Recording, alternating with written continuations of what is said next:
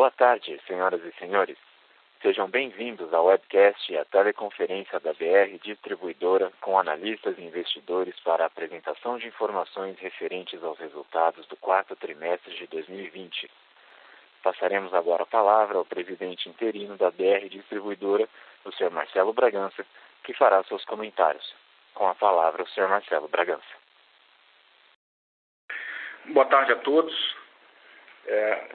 Antes da gente passar aí para discutir mais a sessão de perguntas e respostas, os resultados do quarto trimestre de 2020, do ano de 2020, eu gostaria de reforçar algumas mensagens importantes aí do ano, de forma bem breve. 2020 foi o primeiro ano completo aí desde a privatização da BR, e mesmo aí com todos os desafios aí impostos aí pela pandemia, avançamos na nossa agenda de transformação, além aí do que esperávamos.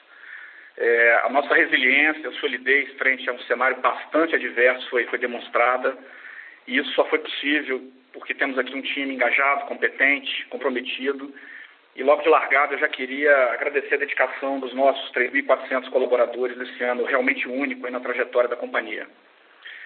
Todos os nossos principais indicadores apresentaram nesse ano uma evolução consistente, o que nos colocou numa posição de destaque aí no setor. Depois de uma queda de volumes, sobretudo entre março e maio, em função da pandemia, registramos um aumento gradual e consistente ao longo do ano. No quarto trimestre de 2020, nosso volume cresceu, inclusive acima dos níveis pré-pandemia, foram 3,5% a mais do que o mesmo período do ano anterior. Essa expansão de volume foi acompanhada de um aumento de market share em todos os trimestres de 2020, revertendo uma tendência de queda. No quarto trimestre, a nossa participação foi 2 pontos percentuais superior à do quarto trimestre de 2019 e 1 ponto percentual superior ao do terceiro trimestre de 2020. Em 2020 também nos posicionamos como os maiores importadores aí de combustíveis, avançamos também em melhorar o suprimento de etanol, adotando aí melhores práticas de aquisição, aumentando os volumes de carregamento de estoques durante a safra, e registramos aí uma contribuição positiva para os resultados da companhia em todos os trimestres, variando aí entre R$ 5 e R$ 15 por metro cúbico, a despeito da alta volatilidade do mercado nesse ano. Enfim, independente dos movimentos de preço, conseguimos capturar aí ganhos em relação ao nosso suprimento. Tudo isso, obviamente, combinado, se refletiu aí no aumento do EBITDA da companhia, que teve o melhor desempenho da sua história. Nosso EBITDA ajustado no ano foi de 3,8 bilhões, um crescimento de 22% em relação a 2019. Alcançamos aí um EBITDA unitário de R$ 104 por metro cúbico, um marco para a companhia. E só para comparar, nos 3 anos anteriores à privatização, a companhia operou com uma margem média de R$ 66 por metro cúbico. Ou seja, fechamos o gap e conseguimos entregar em 2020 margens que só eram esperadas para 2021. Esse crescimento também é resultado de outras iniciativas na nossa agenda de valor. Uma delas foi a profunda revisão das nossas despesas, que foram reduzidas em mais de R$ 1 bilhão em 2020 na comparação com 2019. Tivemos também mudanças importantes na gestão do plano de saúde dos colaboradores e aposentados e no plano de previdência, que impactaram positivamente os resultados do ano e continuarão muito relevantes no futuro. Esses dois movimentos proporcionaram uma redução total dos passivos atuariais da companhia na ordem de 2,8 bilhões de reais em 2020, uma diminuição expressiva de 64% na comparação com a posição final de 2019. Todos esses efeitos combinados, o lucro líquido consolidado da companhia alcançou 3,9 bilhões de reais, 77% superior ao ano de 2019, um resultado muito robusto. E esse resultado robusto ele é essencial para que a BR siga firme na sua ambição de longo prazo, que é tornar-se uma companhia cada vez mais relevante nas áreas de energia, mobilidade e conveniência. Essa ambição a gente deixou bem clara em alguns movimentos estratégicos que fizemos, como desinvestimento em alguns negócios.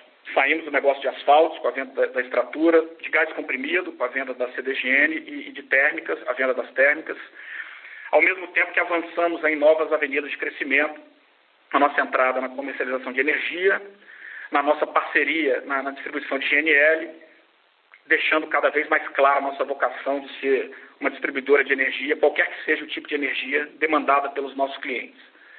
Há poucos dias também celebramos uma parceria com a Lojas Americanas para o negócio de conveniência, que prevê a integração das 1.255 lojas BR Mania e Local numa nova sociedade, com capital igualmente dividido entre as duas empresas, e que contará com uma estrutura profissional e de governança próprias, e que esperamos seja a melhor plataforma de varejo de proximidade e conveniência do mercado.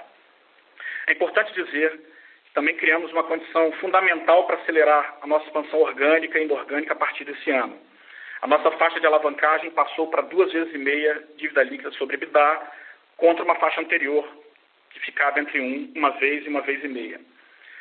No ano passado também intensificamos todas as práticas de ESG. A BR se manteve como a única distribuidora de combustíveis a integrar o índice de sustentabilidade da B3, o ISE B3. Estreamos no índice de carbono eficiente também da B3.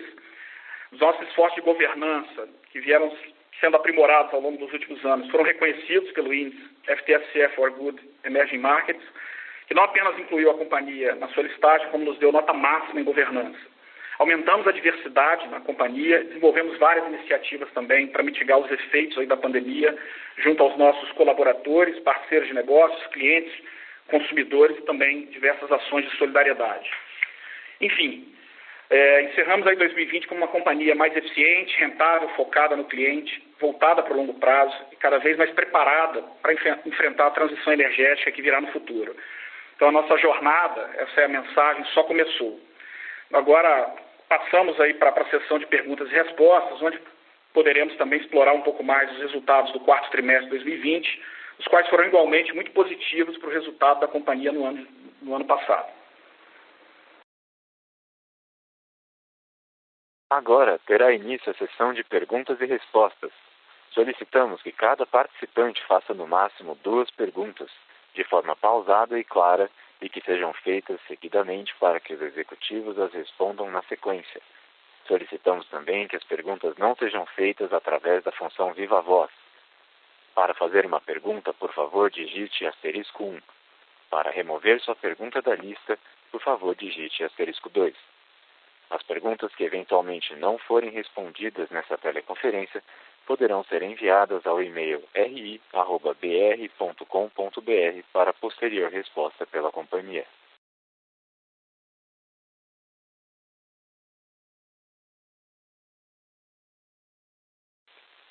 Nossa primeira pergunta vem de Thiago Duarte, da BTG Pactual. Thiago, sua linha está aberta, pode prosseguir.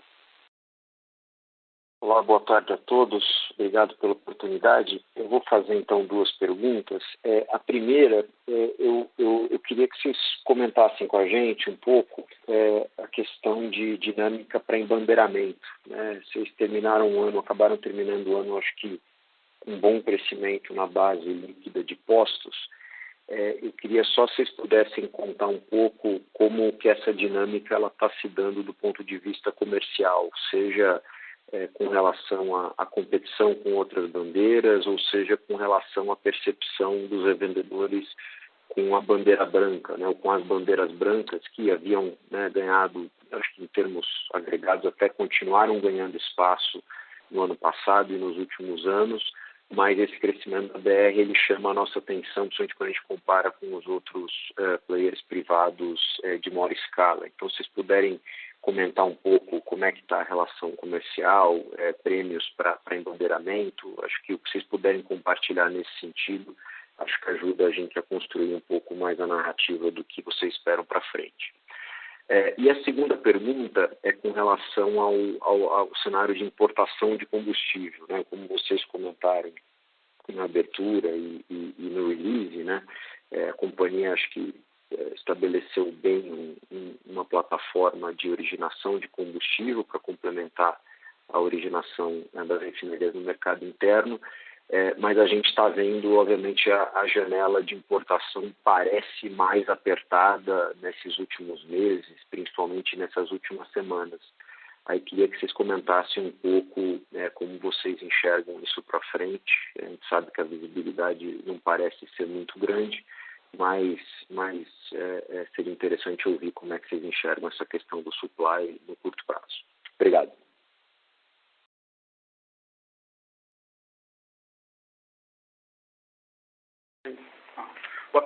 Boa tarde, Thiago. Obrigado aí pelas perguntas.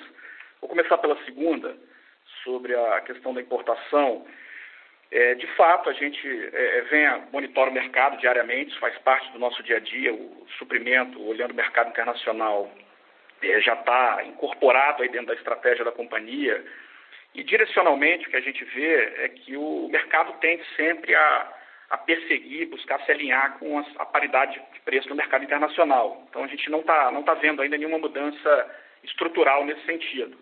É óbvio que a gente está acompanhando aí todas as discussões sobre preços de combustíveis, né? E a gente entende que qualquer mecanismo que eventualmente venha a ser discutido para minimizar a volatilidade, ele pode ser bem-vindo, mas a nossa visão e o que a gente acredita, até pelas experiências passadas aí do país, é que os preços vão continuar, de forma geral, buscando aí um alinhamento com a paridade de importação. Dito isso, obviamente, a gente tem uma visão estratégica de longo prazo, que a gente vem colocando ela, implementando ela ao longo do ano passado, desde 2019, mas do ano passado, de uma forma muito intensa.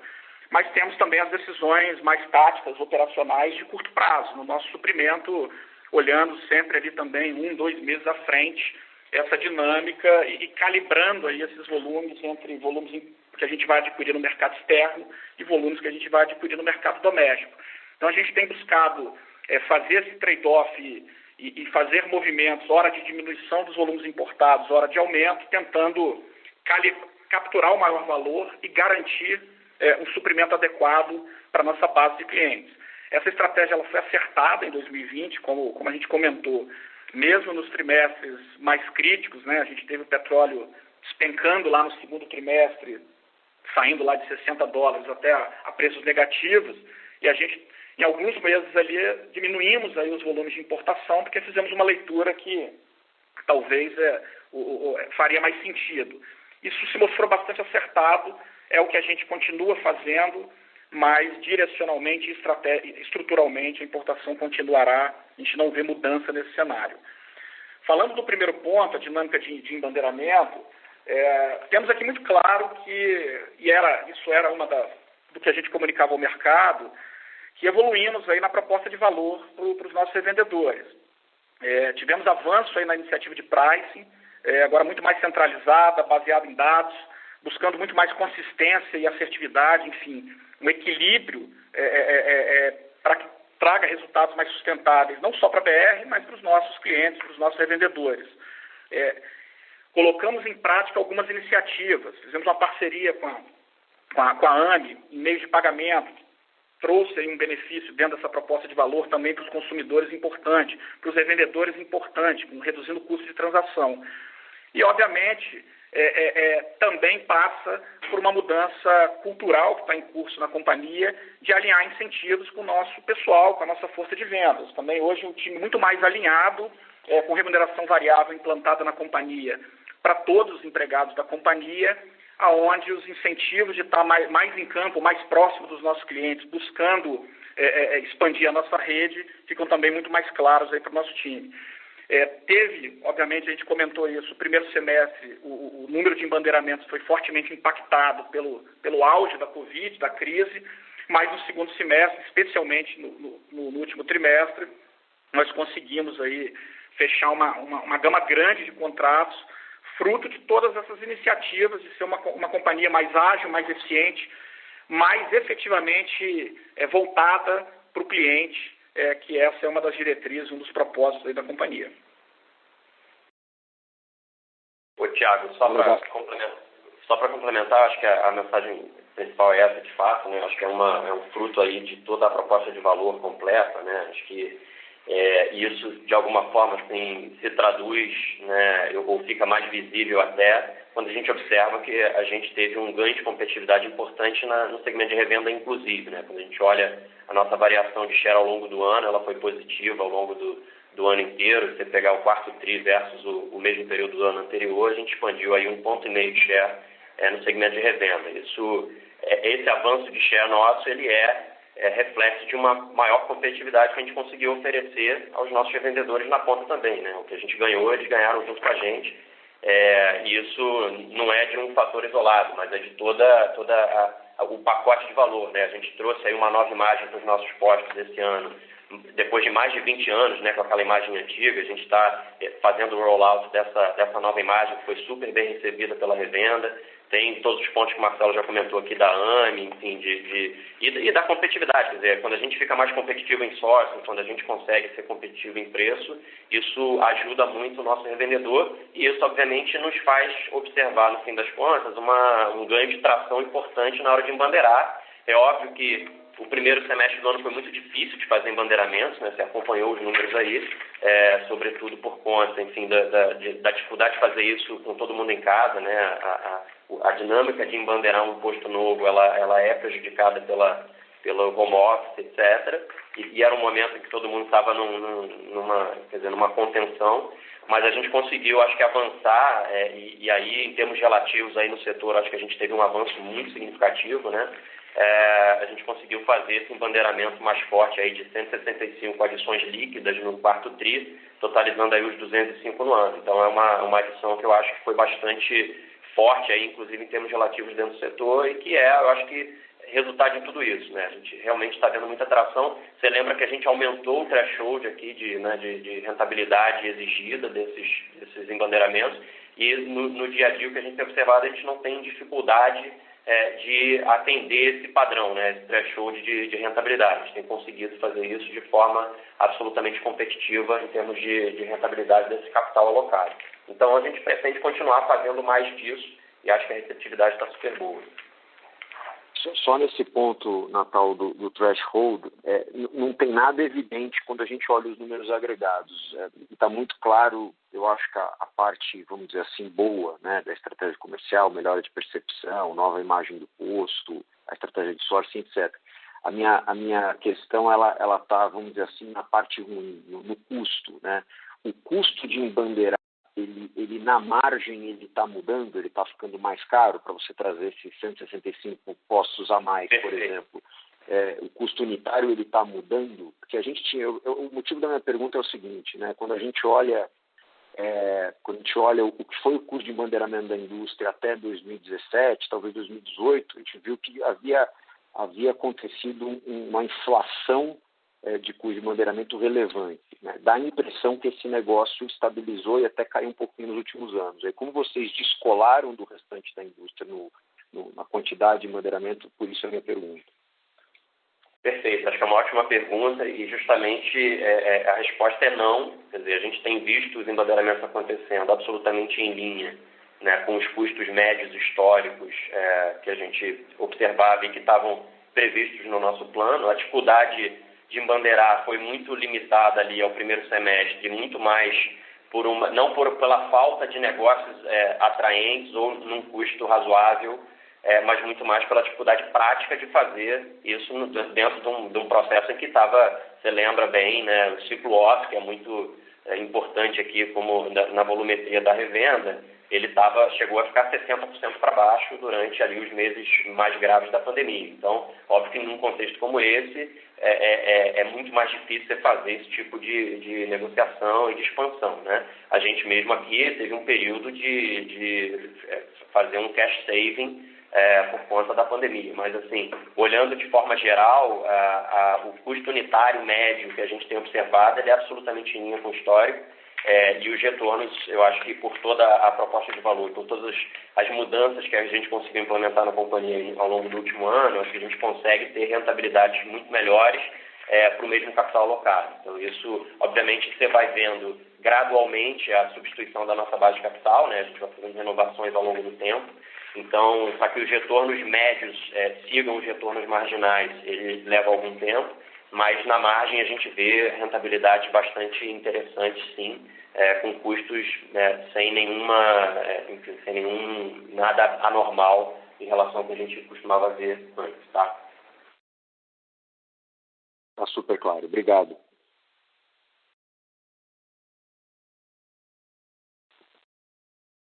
Nossa próxima pergunta vem de Christian Audi, do Santander. Christian, sua linha está aberta. Pode prosseguir. Obrigado. Olá, Marcelo e André. Bom, primeiro eu queria parabenizar vocês, não só pelos resultados do 4TRI, mas também com tudo que vocês entregaram no ano todo, né? Esse ano realmente foi um ano muito difícil e vocês conseguiram aí entregar além do que vocês tinham prometido na época da privatização. Então, parabéns para vocês e para todo o time.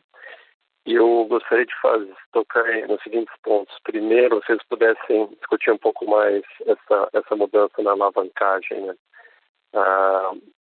Isso tem a ver com esse push que vocês estão fazendo para entrar em novos segmentos? Qual é o racional e o timing que vocês prevêem para atingir esse nível de alavancagem?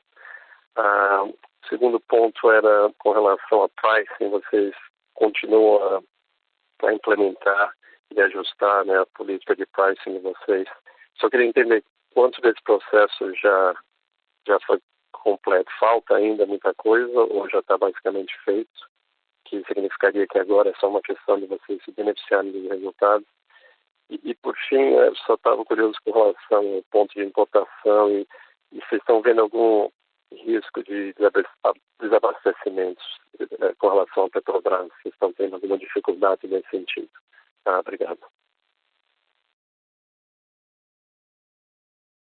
Boa tarde, Christian. Primeiro, obrigado aí pelos parabéns e pelas perguntas. Vou começar aqui, o André depois fala um pouco sobre a questão da alavancagem. Primeiro, começando do final aqui, sobre desabastecimento, não, a gente não está vendo. O mercado, nesse mês de março, em função, obviamente, da dinâmica do mercado, ele se voltou mais para o mercado interno, e o mercado interno ficou um pouco mais estressado aí na sua capacidade de atendimento, mas de forma geral, ainda que com algumas restrições em alguns pontos, está buscando atender. E no caso específico da BR, até em função da capacidade logística que a gente tem, da capilaridade que a gente tem, da força e do trabalho que a gente vem desenvolvendo no nosso sourcing, nós conseguimos, mesmo com eventuais restrições aí pontuais em alguns polos de suprimento, conseguir produto, adquirir produto no mercado externo para suprir aí as necessidades dos nossos clientes da nossa rede.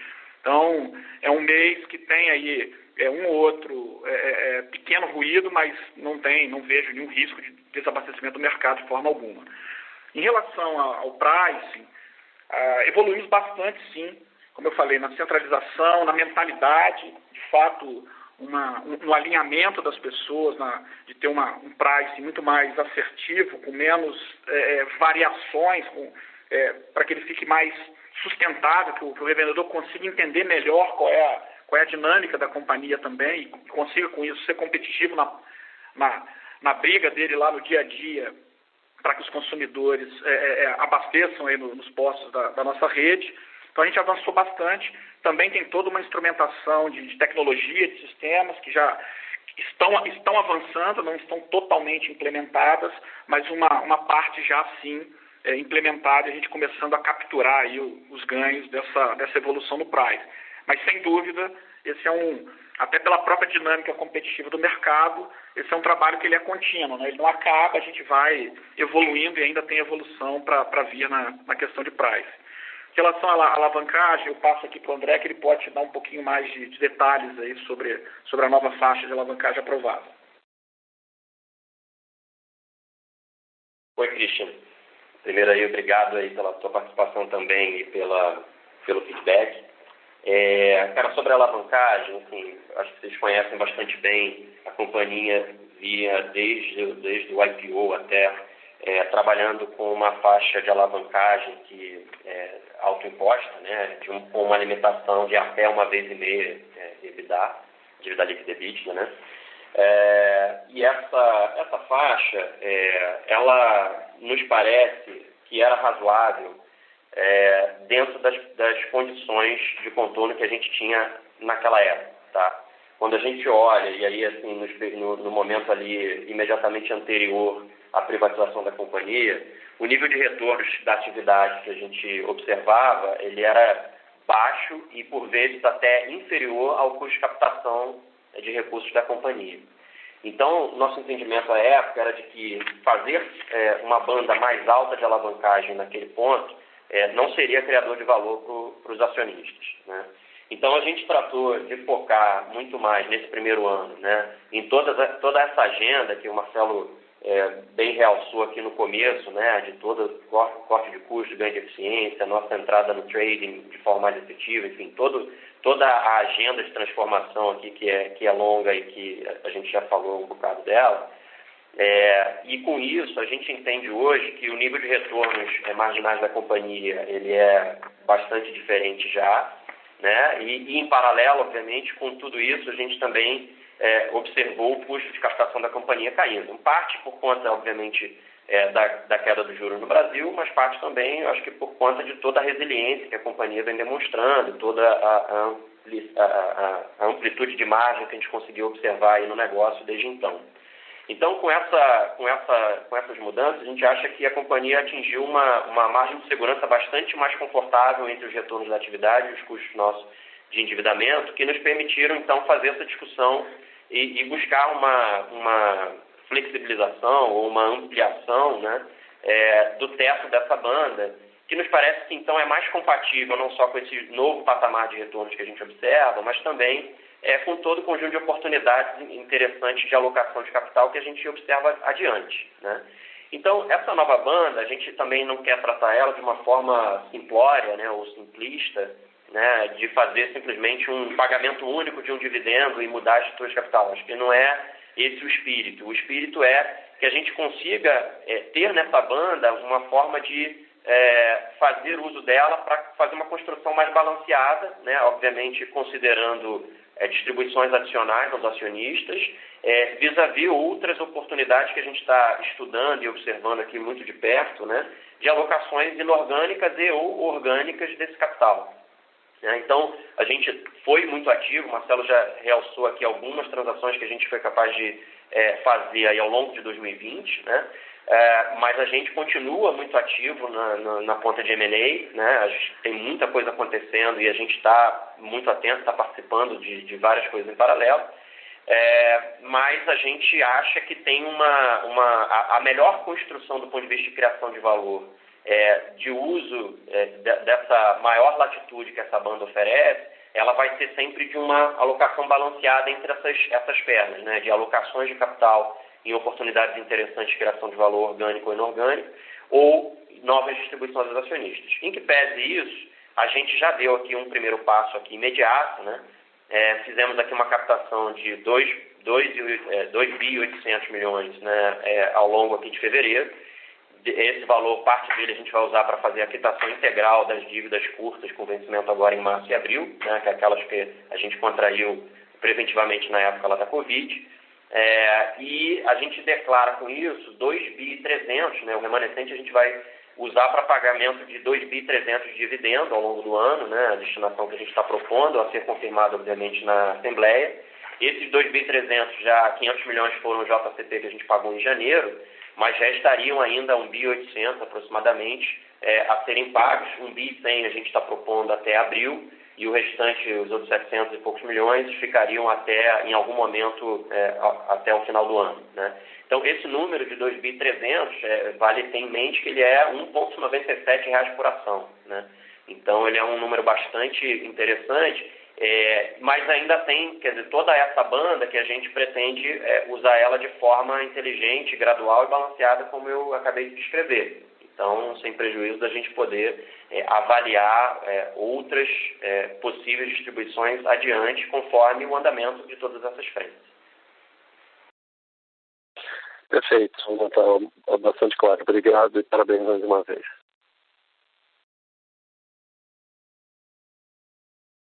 Nossa próxima pergunta vem de Luiz Carvalho, da UBS. Luiz, sua linha está aberta, pode seguir.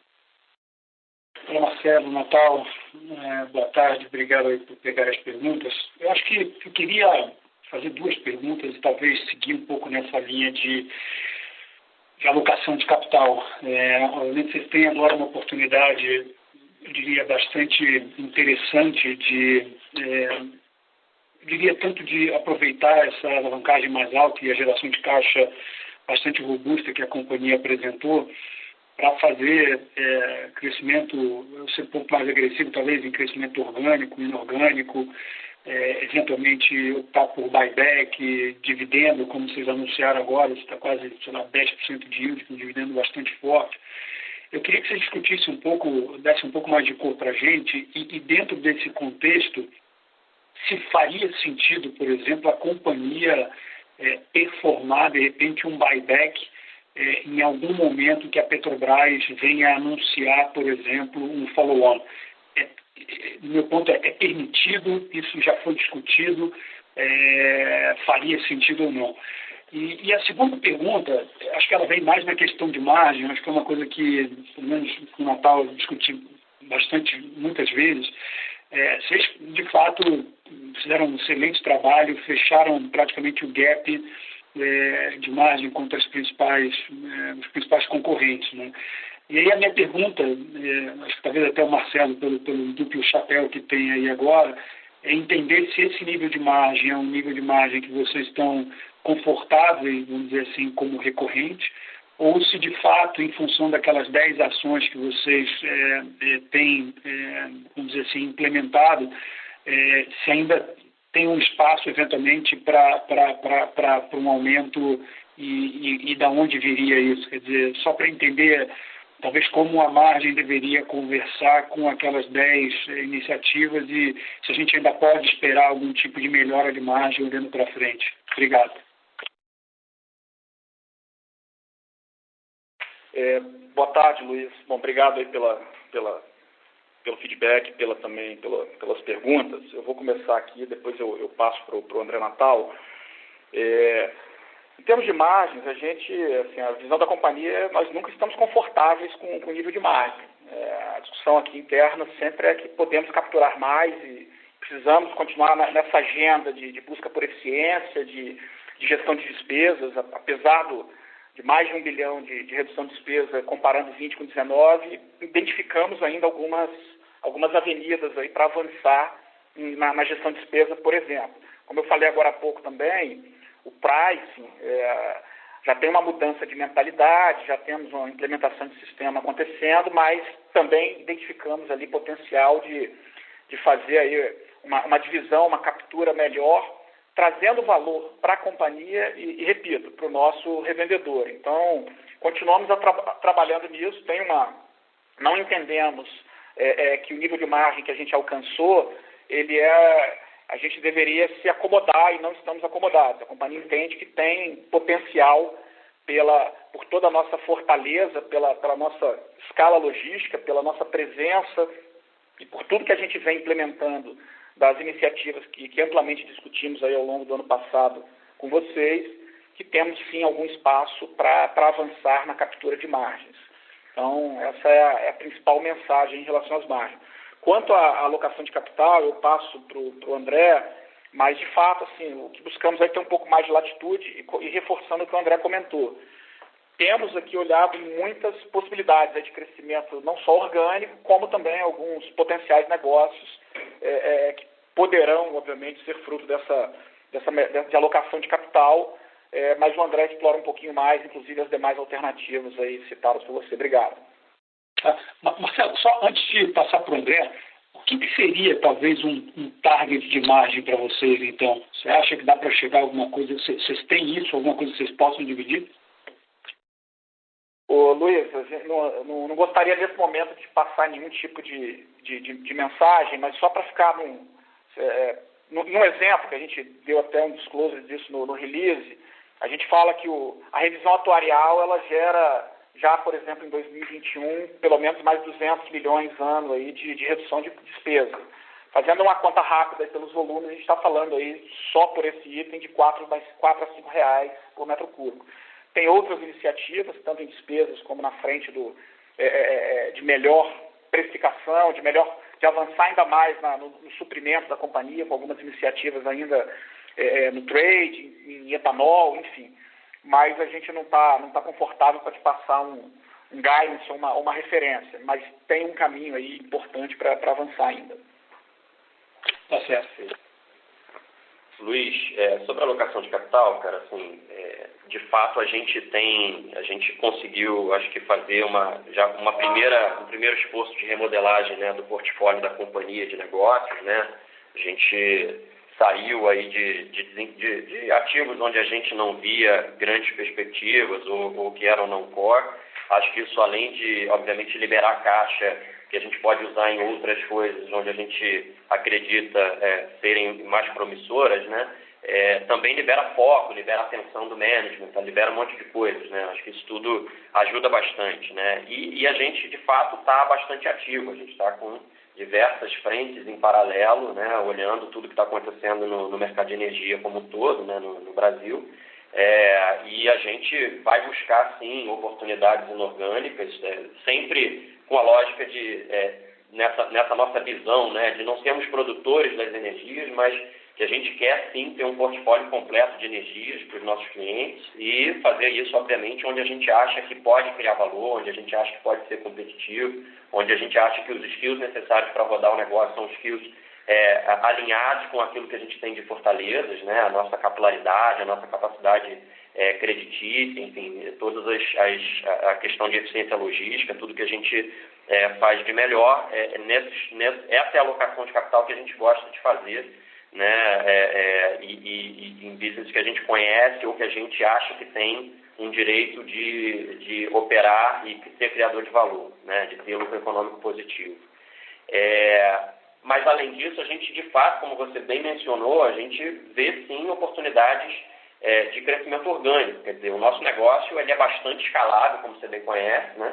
Então, a gente consegue, sim, pisar mais no acelerador e tirar o pé conforme as condições econômicas do momento, né? E a gente, tendo mais latitude dentro dessa nossa estrutura de capital, né? Tendo mais banda para, eventualmente, fazer acelerações mais fortes, a gente vai estar, né, com mais, vamos dizer, com mais capacidade, com mais liberdade de usar essa ambição e aproveitar as oportunidades que se mostrarem adiante, tá?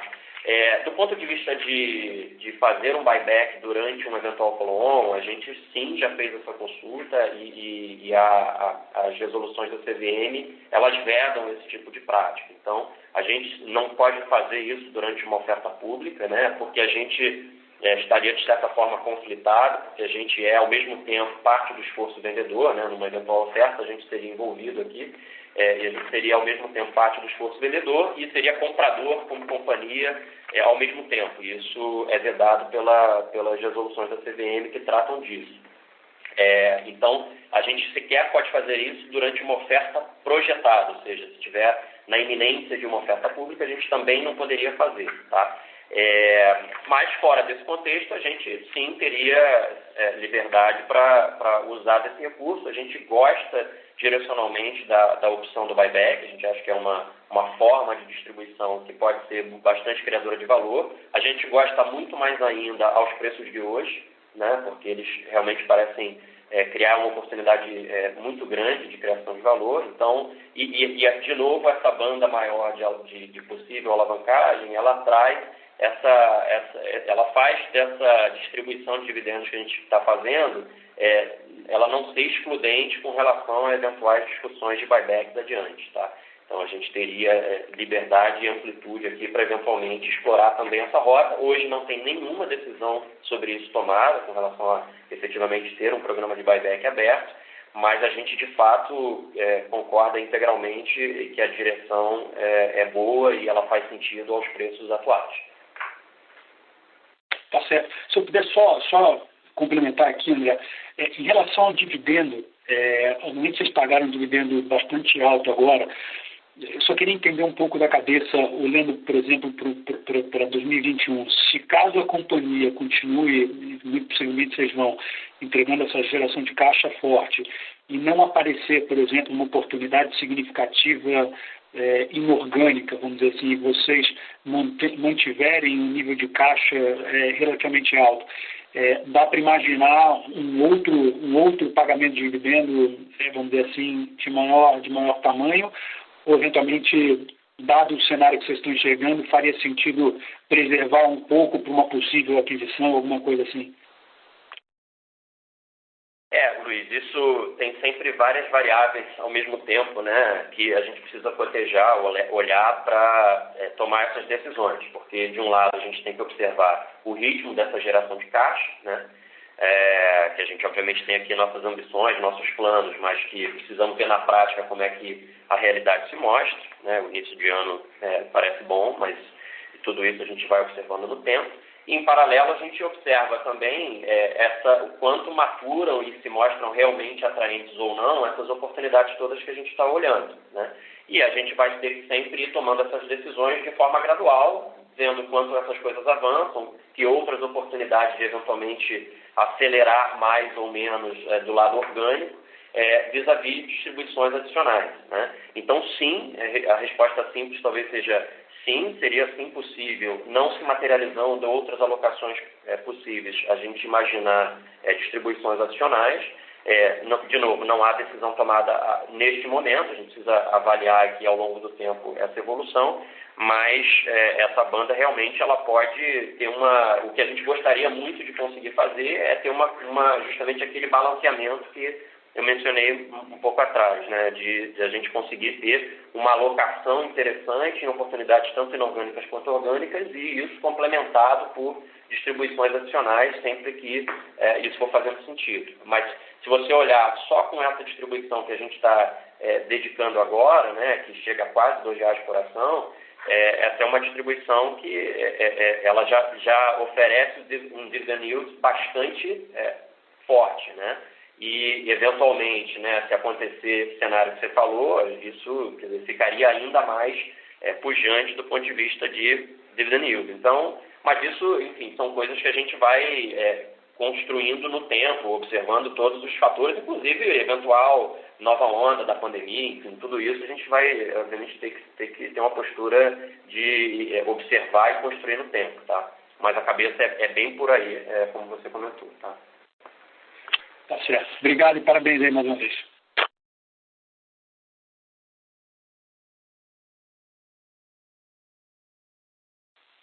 Nossa próxima pergunta vem de Vicente Falanga, do Bradesco. Vicente, sua linha está aberta, pode prosseguir. Boa tarde, Marcelo, Natal, boa tarde a todos. Eu tinha duas perguntas aqui. Alguns revendedores, eles têm elogiado muito a IAME de vocês, né? Alguns até se arriscando a dizer que é o melhor programa de cashback do mercado, o mais funcional, o mais user-friendly, né? Porém, alguns eles estavam preocupados que a AME, no formato que ela foi lançada, ela potencialmente terminaria agora em março. Queria saber se vai mudar alguma coisa no programa, vão continuar investindo na AME no mesmo ritmo. Eu não sei direito, mas eu não sei se o cashback era 10%. Enfim, o que esperar daqui para frente, assim, porque o programa realmente teve muito sucesso. E a segunda pergunta é, assim, alguns competidores eles tiveram perda com importação aí no quarto trimestre, coisa que não aconteceu com a BR, né? E a gente vê a janela se fechando aí, talvez desde o final de dezembro, né? O que explica isso na visão de vocês, assim, do ponto de vista operacional, uma questão de você antecipar esse fechamento de janela? E como que está a importação de vocês hoje, né? Eu lembro que chegaram a bater 20% das vendas, né, de combustível importado. Vocês ainda estão importando alguma coisa hoje? A janela está fechada ou não? Enfim, obrigado. Boa tarde, Vicente. Obrigado aí pelas perguntas, pelo feedback. Vamos lá. Primeiro, em relação à questão da parceria com a AME, de fato se mostrou uma parceria, tem se mostrado uma parceria super positiva para a BR, para a AME, para os revendedores e para os consumidores, né? A gente tem discutido sim alguns ajustes nessa parceria, mas sem mexer em algumas premissas. Enfim, o revendedor tem a melhor condição de mercado. Quando a gente olha aí, e aí eu estou falando dos custos de transação para o revendedor, né? Porque seja com cartão de crédito, seja em qualquer tipo de aplicativo, você tem ali os custos de transação envolvidos, as taxas. E essa premissa ela não muda. Os nossos revendedores vão continuar com as melhores condições disponíveis no mercado. E mesmo com, eventualmente, alguns ajustes na oferta do cashback, ou seja, no que a gente chama aqui de generosidade, que é distribuída aí para os consumidores que abastecem usando aí o aplicativo, através dessa parceria da BR com a AME, mesmo com alguns ajustes, ela continua sendo também, de fato, a mais competitiva do mercado. Mas, obviamente, estamos aí avaliando até agora tem um desempenho muito positivo na captura de novos clientes, na fidelização desses novos clientes, tanto no nosso programa de fidelidade do Premia, como para a própria AME e para os nossos revendedores, mas com essa premissa ela não se altera, e temos comunicado isso de uma forma muito clara aí com a nossa revenda, ela não se altera do ponto de vista de benefício, tanto para o revendedor como para o consumidor, da atratividade desse benefício. Um outro ponto importante que a gente vem acompanhando bastante desde o início dessa parceria é a recorrência. Ela aumentou bastante a recorrência dos consumidores nos nossos postos, o que, sem dúvida, foi um dos pontos aí que contribuiu também para o nosso avanço de market share aí ao longo do ano passado, e que continuamos, né? Em janeiro desse ano já são dados públicos, aí a ANP já divulgou, a BR também ganhou share em janeiro, tanto frente a dezembro, quando comparado com janeiro do ano anterior, em todos os produtos, né? Gasolina, diesel, etanol, QAV, enfim. Então, a proposta de valor, como eu falei, isso é uma jornada que a gente vem construindo dia a dia, e a parceria com a AME tem se mostrado bastante profícua aí para todas as partes. Em relação à importação e ao resultado aí do quarto TRI, como eu falei, fizemos aqui uma leitura, né, do que estava acontecendo no mercado, muito positiva em todos os trimestres. Com o petróleo subindo, o petróleo caindo, a Petrobras diminuindo o preço, aumentando o preço para acompanhar aí o mercado internacional, sendo mais ágil ou menos ágil nesses movimentos. Tentamos aqui fazer uma boa leitura e um bom balanço entre o suprimento do mercado interno e do mercado externo. De fato, os números aí na BR ao longo de 2020 são em torno de 20% do nosso suprimento de gasolina e diesel veio do mercado externo. E quando a gente olha para frente, falando agora do que está acontecendo, a gente nota que tem um trabalho aí de aproximação do preço do mercado interno para o mercado externo, para a PPI, para a paridade, isso vem acontecendo. E, obviamente, eu já comentei antes, o nosso tático operacional de curto prazo, ficamos calibrando e, eventualmente, diminuímos, sim, os volumes importados em alguns meses específicos, onde estamos tendo ali uma leitura que o mercado interno vai estar mais competitivo. Então, esse é um trabalho, como eu falei, ele não muda estruturalmente a nossa direção de ter um suprimento amplo, se valendo aí da nossa capacidade logística, da infraestrutura desenvolvida e da capacitação em mercado externo, em trading, que a gente vem implementando na companhia, mas no tático operacional ficamos fazendo leituras aqui para calibrar esses volumes no curto prazo, a depender dos movimentos que enxergamos aqui, que temos visibilidade de preço no mercado interno versus o mercado internacional. Perfeito, Marcelo. Natal, obrigado aí. Parabéns mais uma vez. Obrigado. Obrigado. Nossa próxima pergunta vem de Regis Cardoso, do Credit Suisse. Regis, sua linha está aberta, pode prosseguir. Boa tarde a todos, Marcelo, Natal, obrigado por pegar as perguntas. Parabéns pelos excelentes resultados, acho que coroa o trabalho que vocês fizeram, sobretudo desde o dia da privatização. Eu tenho dois follow-ups rápidos, talvez um pouco mais específicos, e uma pergunta um pouco mais de discussão, mas que também, quer dizer, constrói sobre as respostas anteriores. Acho que eu vou começar por essa última, que é sobre, quer dizer, com esse aumento do range de alavancagem possível até 2,5 vezes dívida líquida EBITDA, na nossa avaliação aqui, vocês teriam ainda, quer dizer, além do dividendo pago, teriam ainda algo como 5 bi de reais de firepower aí no balanço para atingir esse nível de alavancagem.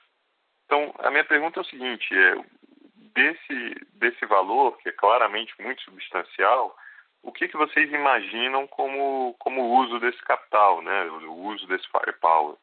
Se são poucas e boas grandes tacadas, se são coisas mais na linha talvez da Targus ou da Golar, que requisitavam, que usavam um pouco do balanço num primeiro momento, a própria JV com a Lame também, né, que até liberou capital ao invés de consumir. Todos esses são exemplos de iniciativas que vocês entraram em novos mercados ou criaram novas avenidas de crescimento, mas sem necessariamente consumir esse balanço. Então, queria entender se é uma coisa mais na linha de poucas e boas, grandes alocações inorgânicas ou se é mais na linha do que vocês já têm feito. E aí depois eu tenho uma pergunta rapidinha mais sobre os números de margem. Oi, Regis. Boa tarde, Marcelo. Obrigado aí pelo feedback, pela pergunta. Assim, primeiro, essa nova faixa de alavancagem, né? Obviamente a construção dela primeiro é no tempo, né? Não estamos dando aqui nenhuma previsão de tempo, que temos que fazer isso muito rápido, muito devagar, é no tempo que as coisas forem acontecendo e obviamente estamos olhando em todas as frentes, desde negócios, crescimento mais orgânico, negócios, vamos dizer assim, que talvez não necessitem de tanto capital, até outras possibilidades e também como fazer distribuições aí para os acionistas. Mas aí o André explora um pouquinho mais, dá um pouco mais de cor aí sobre esse ponto. Oi, Regis, tudo bem? Obrigado aí, cara, pelo feedback, pelas perguntas.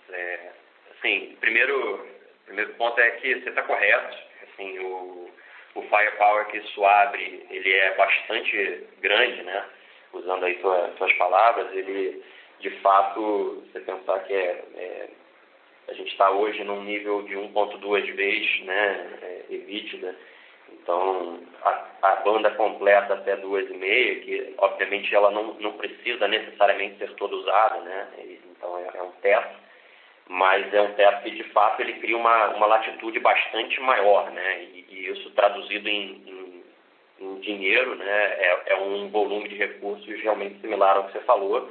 Obviamente que aí depende aí da projeção de EBITDA que cada um tiver, né? Mas ela de fato, esse número que você falou, ele não é muito distante do que a gente imagina. E de fato, assim, como o Marcelo já antecipou, as várias oportunidades que a gente olha, a gente não tem nenhuma preferência por tamanho, quer dizer, a gente não tem uma preferência por necessariamente fazer alocações que sejam individualmente grandes. O que a gente quer é que sejam, primeiro, negócios onde a gente realmente acredite que tem um potencial de criação de valor, né, a preços interessantes de entrada, né, e negócios que a gente entenda e que entenda ter neles vantagens competitivas sustentáveis. Isso são as pré-condições que a gente vê. Se eles serão individualmente maiores ou menores, é uma questão de cada oportunidade, mas a gente não tem uma preferência particular por tamanho, é muito mais pelo retorno e pela aderência que isso tem aos nossos negócios atuais ou aqueles onde a gente gostaria de estar, né? Mas, olhando o portfólio que a gente analisa hoje, ele é um portfólio que tem das duas coisas. Eu diria que tem alocações, né? A gente fez agora, por exemplo, a alocação na Tagus, que é uma coisa que a gente vê um potencial enorme, a gente gosta bastante do case, né? E a gente fez uma alocação de capital, que obviamente por tamanho da BR ela é pequena, mas que a gente vê um potencial enorme de criação de valor com aquilo. Quer dizer, a gente pode ter um negócio em bem pouco tempo que possa valer múltiplos daquilo que a gente pagou na entrada, porque a gente vai ter condição de alavancar o negócio da companhia e a gente gosta muito de fazer coisas desse tipo. Então, tudo que a gente puder achar de oportunidades nessa linha, a gente gostaria de fazer, mas a gente não tem nenhuma restrição também para olhar negócios maiores e que exijam um pouco mais de capital na frente, né? Então, obviamente, quanto mais capital a gente põe, mais retorno, quanto mais risco a gente assume, mais retorno a gente gostaria de enxergar para ficar confiante de ir adiante. Então, de fato, assim, é óbvio, a gente não pode nesse momento antecipar que coisas a gente está olhando, né? Enfim, não são confidenciais, mas são todas elas na linha do que a gente já vem falando das nossas visões aqui em relação a não sermos produtores das energias, mas de complementarmos esse nosso portfólio de energia. Tem muita coisa acontecendo nos segmentos de energia no Brasil, e a gente acha que tem direito de ambicionar coisas nessas linhas, e agora a gente vai ter essa banda toda que você falou para fazer mais disso e complementar isso com as distribuições adicionais que fizerem sentido no tempo, né? Então, tentei aqui te sumarizar as nossas preferências, ou pelo menos o racional de como é que a gente está com a cabeça sobre isso, obviamente sem a gente poder abrir o detalhe específico de alguma transação, porque por confidencialidade óbvia, né? E aí, acho que você tinha mais duas perguntas, né? Isso, legal, muito claro. Deixa eu só, talvez, agora fazer duas um pouco mais específicas sobre o quarto TRI. A primeira é sobre o PIS/COFINS. Me pareceu que, quer dizer, o fato de vocês reconhecerem esse ganho de PIS/COFINS elevou o pagamento de imposto de renda já nesse trimestre, mas sem que você realizasse, ou pelo menos sem que você realizasse por completo a monetização desse crédito de PIS/COFINS. Então, minha dúvida é o seguinte: quanto resta ainda, olhando para frente, né, de 2021 em diante, desse crédito de PIS/COFINS a ser monetizado e se esse crédito já está líquido do imposto ou não? Então, essa é uma sobre PIS/COFINS. E a outra, o Marcelo até já pincelou numa resposta anterior, mas são sobre os efeitos sobre a margem. Então, teve lá, teve a questão do CBIO, que foi um pouco mais alto do que a gente esperava, com R$ 8 por metro cúbico, mas me parece não ser necessariamente um nível recorrente, visto que em 2020 o CBIO estava num preço bastante mais alto que o atual e que vocês tiveram, quer dizer, uma provisão para o ano inteiro, né? Então, estou pegando um valor maior de CBIOs e dividindo no volume só de um trimestre. Então, quer dizer, queria entender se o CBIO ele deveria ser menor e se ele é um repasse. A outra coisa é, vocês comentavam no release de uma concentração de despesas de R$ 12 por metro cúbico. E um terceiro tópico também para comentar, que vocês já comentaram ano passado, mas essa revisão no passivo atuarial leva a uma redução do juro líquido sobre passivo líquido, que é, quer dizer, uma despesa que passa no resultado operacional e impacta a margem EBITDA da empresa. Que vocês também já comentaram aí que é 200 milhões, ou seja, daria uns R$ 5 por metro cúbico.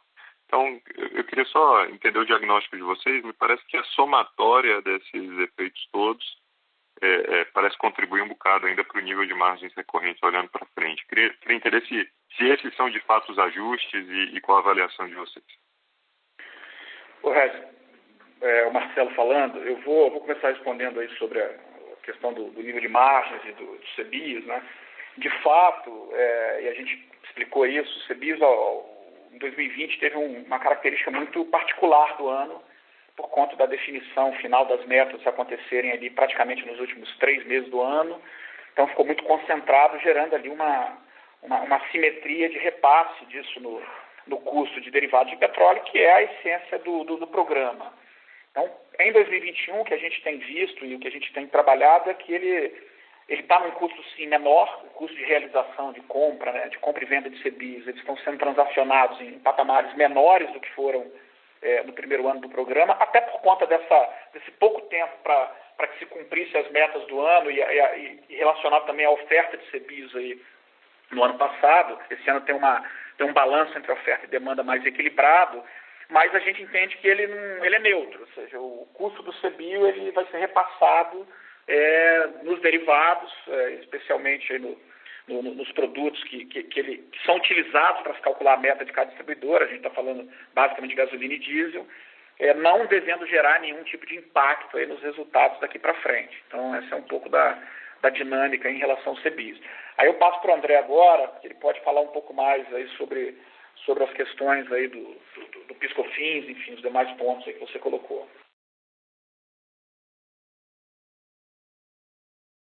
Oi, Regis.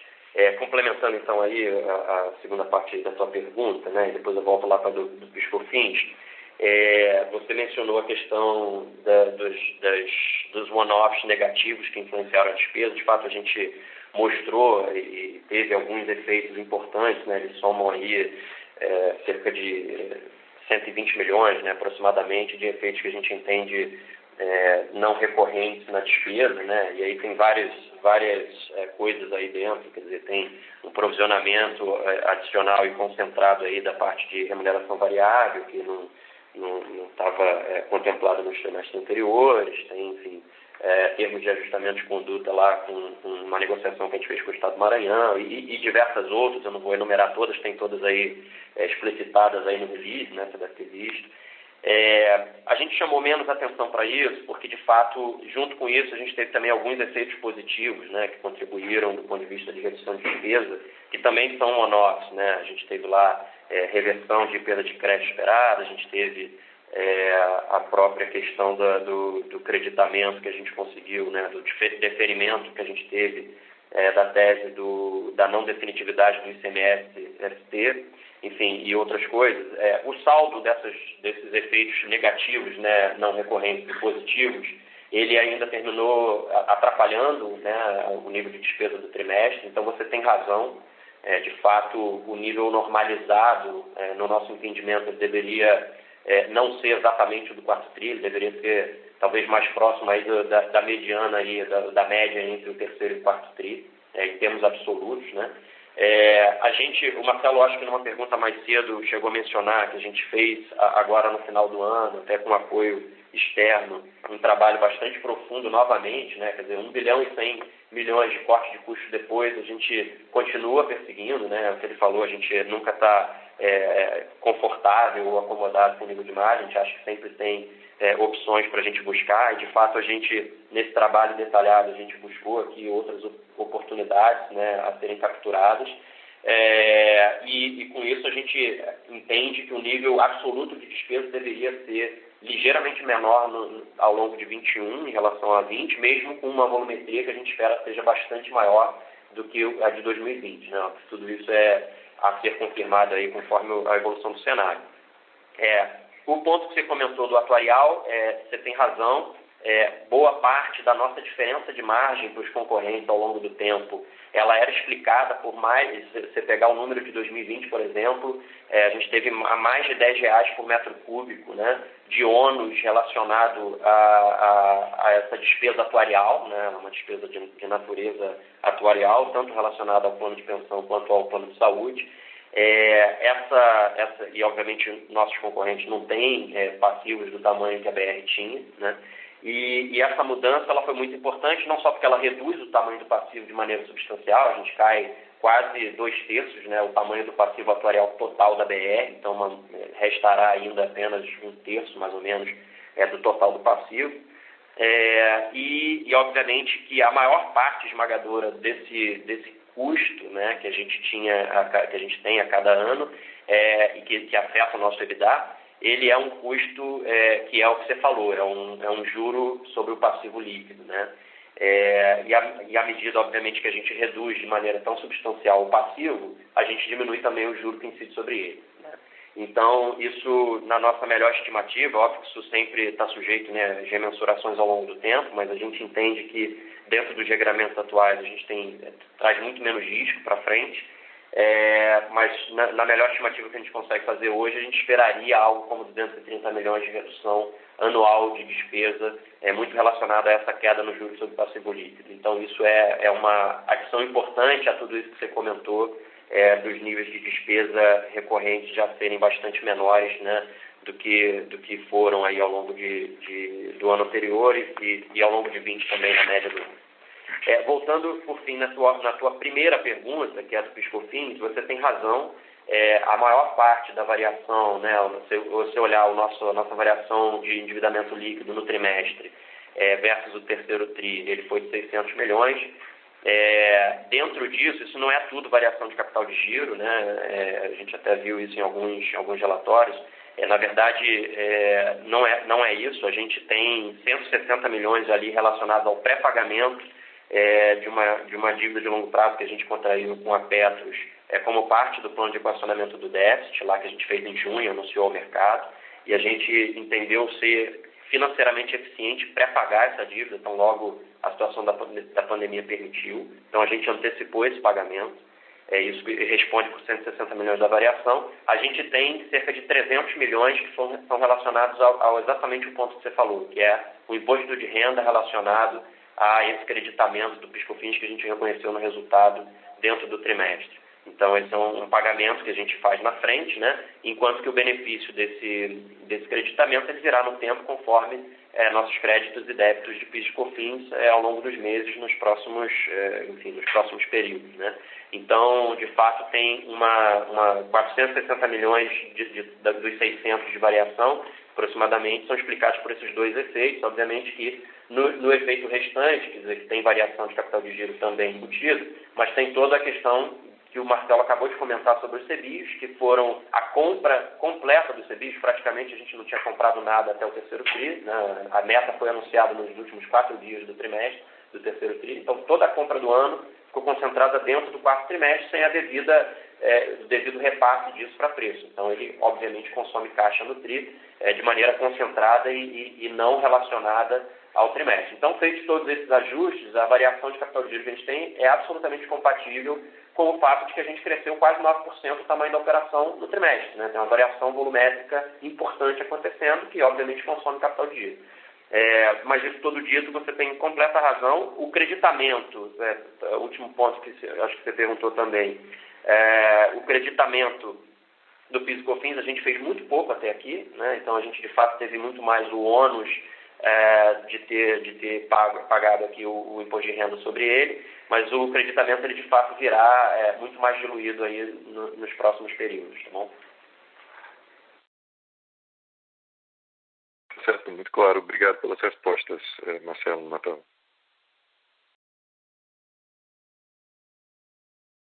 Nossa próxima pergunta vem de André Hachin, do Itaú. André, sua linha está aberta, pode prosseguir. Marcelo, André, obrigado pelas perguntas. Parabéns pelo resultado, por tudo que fizeram em 2020. Acho que ninguém imaginava que esse seria o ano da forma que eles começaram. A minha dúvida aqui é bem simples, na verdade, é um follow-up de algumas perguntas que foram feitas ao longo do call. Eu queria entender um pouquinho melhor a revisão atuarial que vocês fizeram. Eu entendo que tem uma redução grande de despesas, você acabou de mencionar agora na pergunta do Regis, algo de 200 milhões, mas queria entender o que levou a essa redução, certo? Então, imagino que tem uma reavaliação aqui contábil, então do que você estava considerando com despesa, o que vocês deixam de considerar.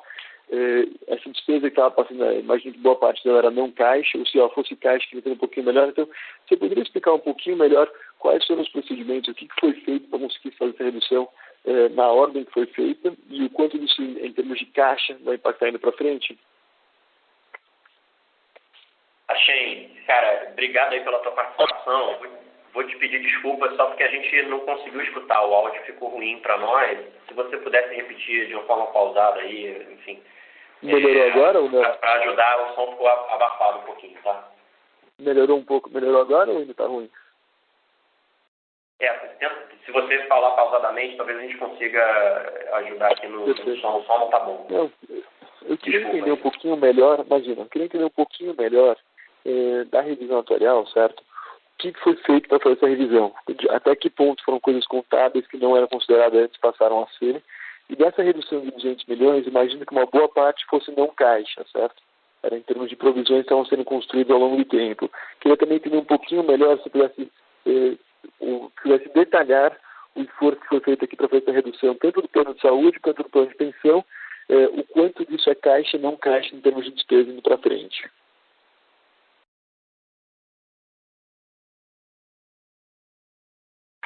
Oi, André, acho que agora ficou mais claro a pergunta aí, obrigado.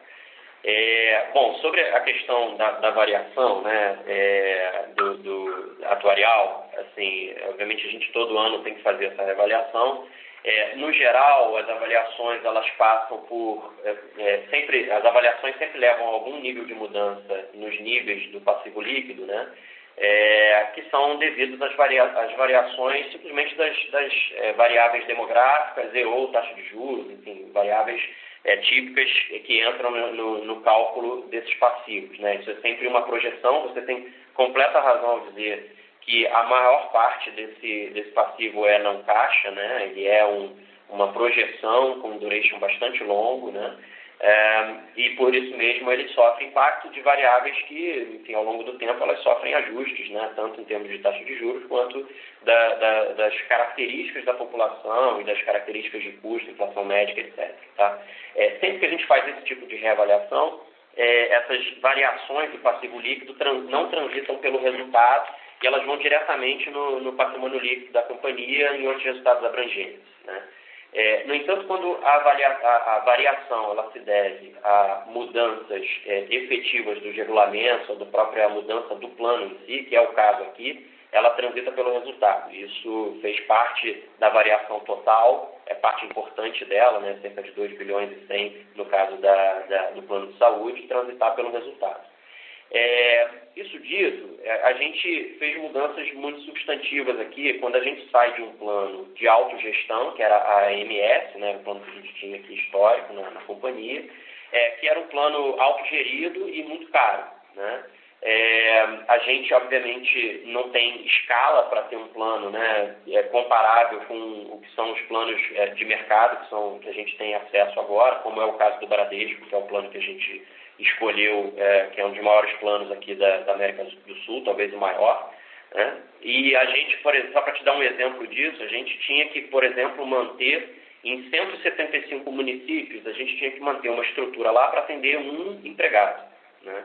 Então, isso, você pode imaginar o nível de ineficiência que isso traz, né? Porque a gente precisava prestar lá algum nível de atendimento para aquele empregado que estava naquele município isoladamente, e a gente, tendo um plano de autogestão, a gente precisava manter essa estrutura simplesmente para essa pessoa, enquanto que ao aderirmos aqui a um plano, né, de mercado, que é uma solução, enfim, quase óbvia aqui num processo de transformação como a gente está vivenciando, né, a gente passa a fazer parte, né, a gente passa a ser um plugin ali de toda a estrutura que já existe montada e diluída entre diversas empresas, que é a estrutura como a do Bradesco, por exemplo, né? Tem outras possibilidades. Então, a gente passa a ter agora a disponibilidade de um plano de mercado que, no final, tem um efeito ganha-ganha muito importante, né? Porque, no fundo, os nossos empregados e beneficiários dos planos, né, participantes dos planos, eles passam a ter um atendimento até melhor, porque eles vão passar a contar com uma infraestrutura, com uma estrutura de atendimento muito mais capilar, muito mais parruda, muito mais eficiente. E, por outro lado, custa muito menos, né? Então, a mudança é muito substancial do ponto de vista do custo, né?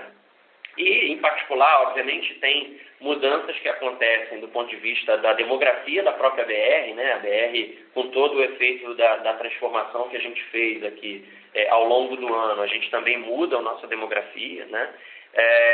E a gente também passa a ter menos restrições. A gente estava submetido a restrições do ponto de vista, a gente era obrigado a arcar com 70% de todos os custos, a gente tinha restrições impostas para os níveis de repartos, etc. São restrições que não ficam mais presentes nesse novo modelo, né?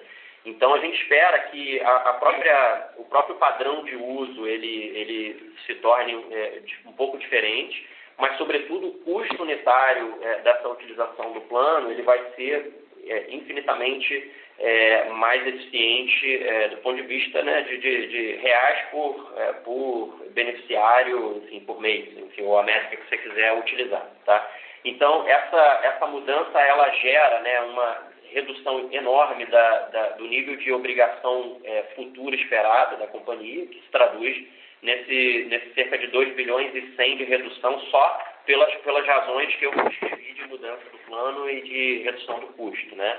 É óbvio que, de novo, eu reforço que isso são sempre estimativas, né? Todo ano a gente precisa refazer essa estimativa e isso, ao longo do tempo, sempre tem algum tipo de variação, mas o que eu posso te dizer é que o nível de custo que a gente espera ter é um nível que é simplesmente em linha com o que diversas outras empresas têm. Quer dizer, a gente, na verdade, tinha uma situação anterior muito diferente do resto do mercado e a gente passa a ter um plano que agora é alinhado, né, às práticas e aos custos unitários que o mercado pratica. E isso, eu acho que é uma solução que é quase um no-brainer aqui para a gente, é uma solução ganha-ganha, e a gente espera, sim, que E aí, sobre o teu último ponto, que é o efeito caixa, de fato, ele é muito pouco efeito caixa, né? Mas era um custo que ele onerava aqui, ele transita pelo EBITDA desde sempre, né? Mas ele deveria ter esse efeito de 230 milhões no EBITDA, e sujeito, obviamente, a revisões ao longo do tempo, conforme essas variáveis se mexem, né?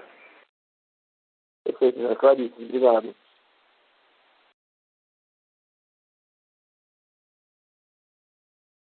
Nossa próxima pergunta vem de Bruno Montanari, da Morgan Stanley. Bruno, sua linha está aberta, pode prosseguir. Boa tarde, pessoal. Obrigado por pegar as perguntas. Eu tenho um follow-up e duas perguntas.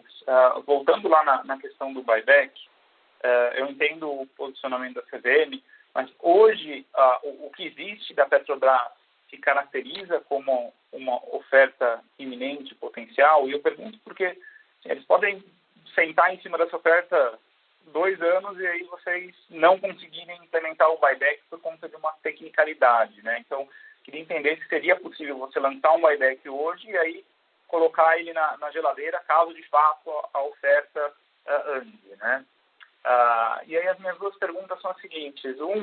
A gente passa agora por um momento de recrudescimento da pandemia, né? Um pouco menos de circulação em diversas cidades e estados. Então, queria ver se vocês já sentem algum tipo de arrefecimento do consumo, né? Entendo que março começou muito bem, fim de fevereiro também estava super forte, mas queria entender o momento do dia agora, como que vocês estão lendo o mercado.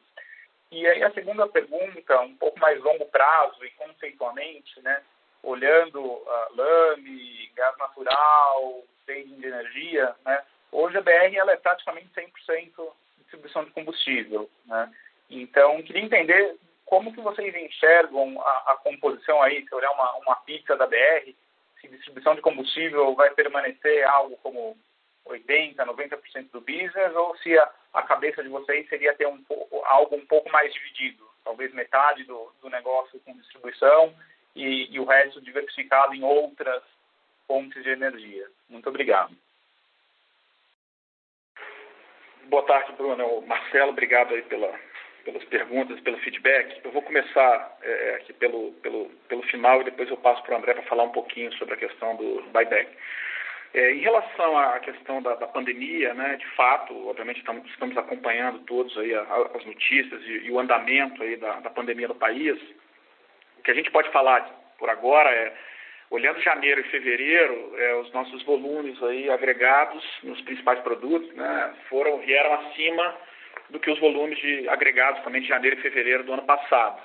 Então, realizamos aí os 2 primeiros meses com crescimento em relação aos volumes. Em março, de fato, como você comentou, iniciamos o mês aí num pace também forte e comparativamente com o ano anterior.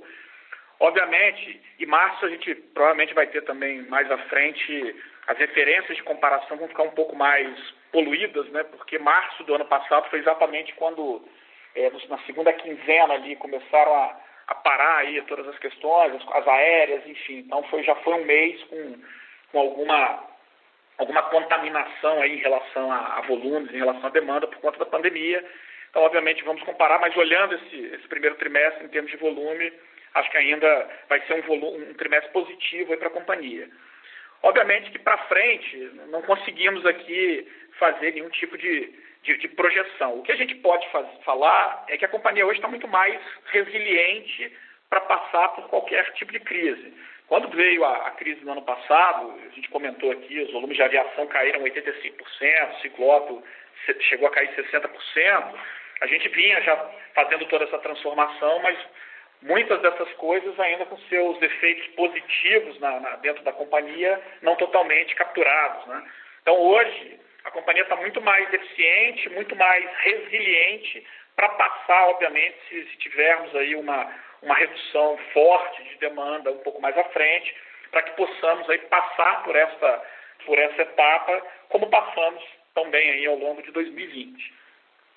Falando um pouco em relação as parcerias aí e como é que a gente vai se posicionar, o que a gente tem falado e comentado, né? A companhia, entendemos que devemos ser protagonistas aí nessa transição energética, devemos ser protagonistas em oferecer para os nossos clientes a energia que eles demandarem, associadas aí à mobilidade. A companhia, eu falo sempre isso, estamos presentes aí nas melhores esquinas da cidade, nas melhores rodovias do país. Então, temos em todos os estados, temos uma capilaridade incrível para, obviamente, aproveitar essas outras avenidas, que passam, sim, por conveniência, passam por mobilidade, passam por explorar novas formas de energia, mas o combustível, em que pesa essa transição energética, ele ainda vai ter um peso relevante. Não temos hoje aqui definido um percentual, obviamente a gente discute isso constantemente na diretoria, com o nosso conselho, enfim, dentro das nossas avaliações estratégicas, mas sem dúvida o que eu posso dizer é que estamos preparados seja pela forte geração de caixa, seja pela a própria estrutura de capital, que nos permite olhar essa agenda de futuro de uma forma, de uma posição muito, eu diria, não diria confortável, como eu falei, a gente não fica confortável aqui, mas com boas possibilidades de capturar essas oportunidades. Mas, de fato, não temos ainda, não sinto a vontade de dar um percentual de quanto da receita ou do resultado, do bottom line lá virar de cada linha dessa.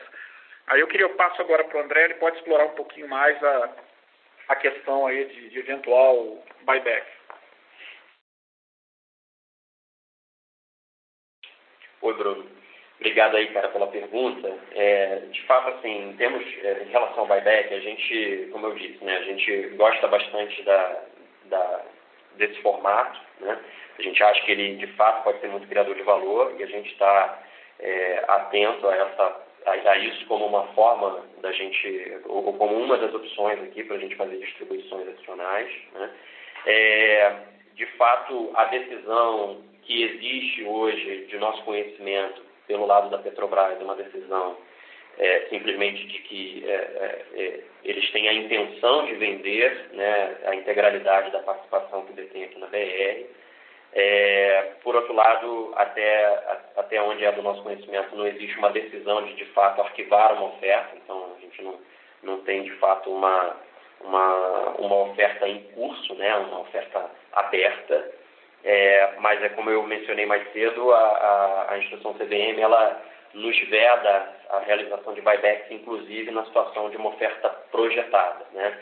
E aí isso cria naturalmente uma certa subjetividade no nosso entendimento sobre o que é uma oferta projetada e em que condições essa oferta, ela de fato, ou os movimentos ou as informações que a gente detém hoje, elas se traduzem ou não numa vedação, né? Elas atendem o que está nos requisitos do artigo que trata disso na resolução da CVM. Isso não é uma posição muito clara, né? Muito objetiva, eu diria. Mas a gente, naturalmente, quer dizer, eu acho que do nosso lado, o que a gente consegue fazer é sempre, primeiro, entender e discutir internamente, né, a possibilidade e a nossa intenção ou não de ir adiante com algum eventual programa. De novo, eu reforço que não há essa decisão tomada hoje, né? No entanto, eu reforço também que a nossa nova banda de alavancagem possível, ela de fato abre espaço para eventualmente a gente cogitar, né? E eu acho que é uma coisa que deveria fazer sentido, como no mínimo a gente discutir bastante internamente, né? Eu acho que do nosso lado o que a gente consegue garantir é a discussão, né? E eventualmente, né, em face de uma eventual decisão de ir adiante com isso, a gente tomar todos os cuidados, né, regulatórios, jurídicos e junto à própria CVM para garantir que a gente faça qualquer movimento de uma forma segura, né, no timing correto e da forma correta, para que a gente não faça algo que tem potencial de criação de valor se tornar em algo que traga riscos exacerbados, né? Então, do nosso lado, quer dizer, a gente consegue responder muito pouco sobre o timing de uma eventual nova oferta. O que a gente consegue dizer é que direcionalmente a gente concorda com você e que a gente vai sempre buscar fazer qualquer movimento desse tipo de maneira segura, né, de maneira juridicamente defensável. Maravilha, obrigado, pessoal.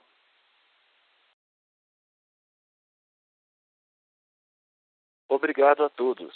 Neste momento encerramos a sessão de perguntas e respostas. Com a palavra, o senhor Marcelo Bragança para os seus comentários finais.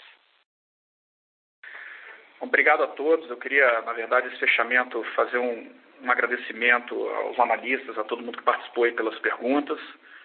Eu queria aproveitar para reforçar o agradecimento aos nossos empregados pela entrega aí de 2020. Foi de fato um ano com dedicação, esforço, com a competência de todo o time da BR. Queria agradecer também a confiança dos nossos revendedores, franqueados, clientes, consumidores que atendemos diariamente em todo o país. São mais de 2 milhões de atendimentos diários na nossa rede de postos por dia, diários, enfim, mais de 30 milhões de clientes únicos aí que acessam mensalmente os nossos postos. E, Obviamente, como eu comentei no início, essa jornada nossa dentro dessa transformação, ela só começou. A companhia tem uma robustez de caixa importante e estamos aí, obviamente, preparados aí para esse futuro. Muito obrigado a todos mais uma vez. Senhoras e senhores, o áudio desta teleconferência e a apresentação de slides estarão disponíveis no site de investidores da companhia no endereço ri.br.com.br. Muito obrigado pela sua participação. A conferência está encerrada.